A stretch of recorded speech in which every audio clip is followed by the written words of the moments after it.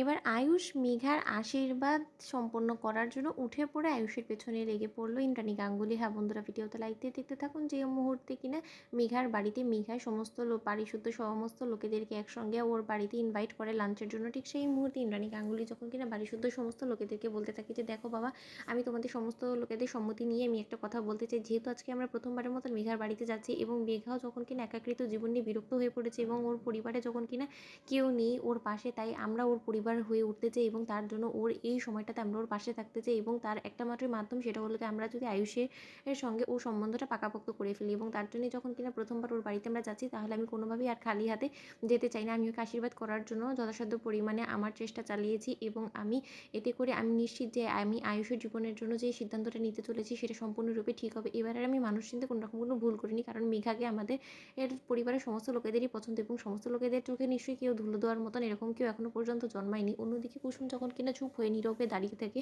ঠিক সেই মুহূর্তে যখন কিনা মীনাক্ষী বলতে থাকে যে এই মেয়ের যে বেশ ছ্যাঁকা লাগছে সেই সেটা তো ওর চোখ মুখ দেখেই বোঝা যাচ্ছে। অন্যদিকে যখন কিনা মেঘাকে আশীর্বাদ করার জন্য বাড়ির শুদ্ধ সমস্ত লোকেরা যখন কিনা মেঘার বাড়িতে গিয়ে ওঠে এবং মেঘা দরজা খোলা মাত্র সমস্ত লোকেদেরকে দেখা মাত্র বলতে থাকে যে আন্টি, আমি কখন থেকে তো আপনাদের সমস্ত লোকেদের জন্য ওয়েট করছি, আপনারা এই হলো সময় আপনাদের আসার, বলুন তো এতটা লেট কেন বলুন তো। ঠিক সেই মুহূর্তে ইন্দ্রাণী বলতে থাকে যে আমরা জানি যে আমরা খুব বেশি লেট করে ফেলেছি, কিন্তু কী আর করার বলো তো, তোমার জন্য যোগাযন্ত্র করতে করতে আসলে আমরা লেট করে ফেলেছি। কারণ তুমি এমনই একজন মানুষ যে তোমার জন্য কী আনলে তুমি খুশি হবে সেটাই আমরা বুঝে উঠতে পারি না। কারণ তুমি তো নিজের জন্য কখনো কিছু করো না এবং কোনোভাবেই তুমি নিজের জন্য নিজের কি ভালো লাগা না লাগা সে সমস্ত কিছু আমাদেরকে বলো না। হ্যাঁ, একটা জিনিস জানি যে পরিবারের লোকেদের তুমি সবসময় একসঙ্গে চাও এবং পরিবারের লোকেদের মাঝখানে তুমি ভালো থাকো, এতটুকু চাই এবং এতটুকু জানি বিধেই আজকে তোমার জন্য একটা বিশেষ সারপ্রাইজ নিয়ে আমরা এখানে এসেছি, জানো তো। মেঘা ঠিক সেই মুহূর্তে যখন কিনা মেঘা বলতে থাকে কিন্তু তার আগে আন্টি আপনাদের সমস্ত লোকেদেরকে এখন লাঞ্চ করে নিতে হবে, কারণ এমনি তো লাঞ্চ টাইম কিন্তু ওভার হয়ে গিয়েছে। ঠিক সেই মুহূর্তে মেঘার হাতে রান্না খেয়ে যখন কিনা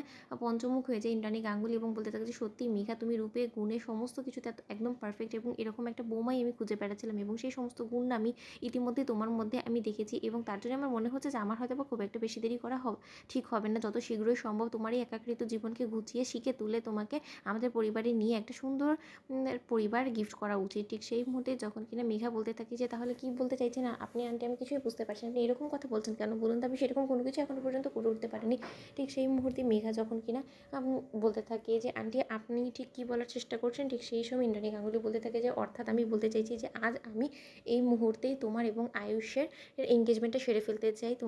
তোমাদের আশীর্বাদটা সম্পন্ন হয়ে গেলেই আমি একদম নিশ্চিন্ত এবং আমার দীর্ঘ বিশ্বাস যে আজকে এই শুভ দিনে এই কাজটা করলে ভালো হবে এবং তার জন্য আমি সমস্ত কিছু আটঘাট বেঁধেই করে নিয়েছি এবং আমি নিশ্চিত যেতে করে তোমারও নিশ্চয়ই কোনো রকম কোনো আপত্তি থাকবে না। তো বন্ধুরা, লাইক এবং শেয়ার করে সাবস্ক্রাইব করতে ভুলো না।